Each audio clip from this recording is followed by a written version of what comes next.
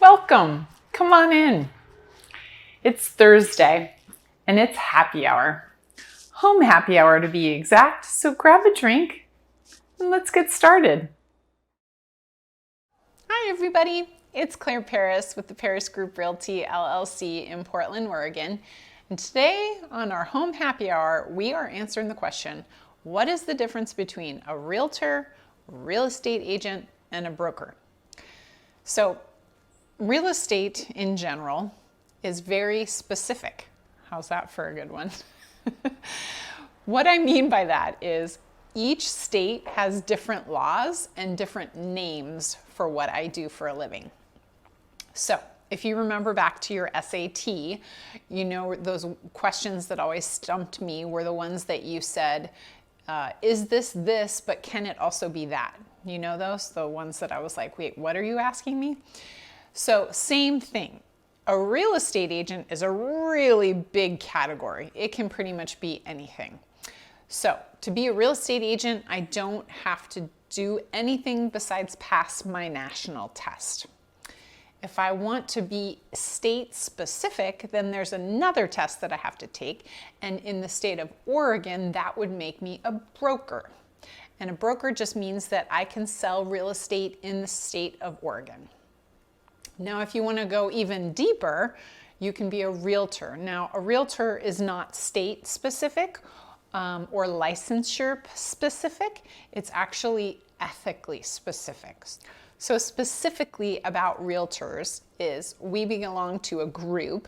Of course, they've got the big R, and it means that it's a registered trademark, right? It also means that we have to take a certain amount of ethical classes that are in addition to our continuing education.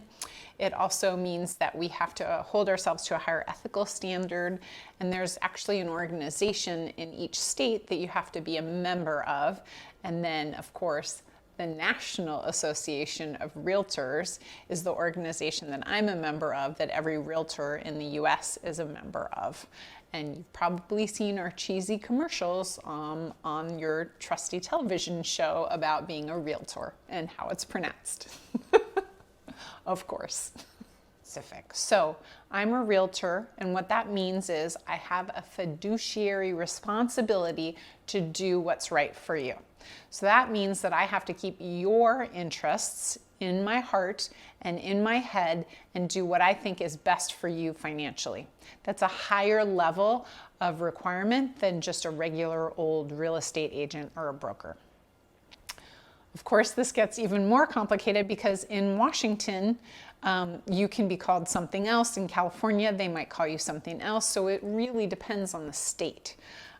In Oregon, additionally, there's another level of broker called a principal broker. Now, a principal broker is just somebody who can watch over and make sure that brokers are doing the right thing. So a principal broker can also be a realtor, can also be a broker, can also be a real estate agent. But a principal broker also has to have a certain amount of experience, a certain amount of transactions, and they often have people underneath them that they're supervising to make sure they're doing a good job.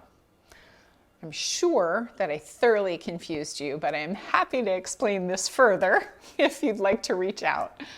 As always, thanks so much for joining us on this week's Home Happy Hour. We'll see you next week. Cheers.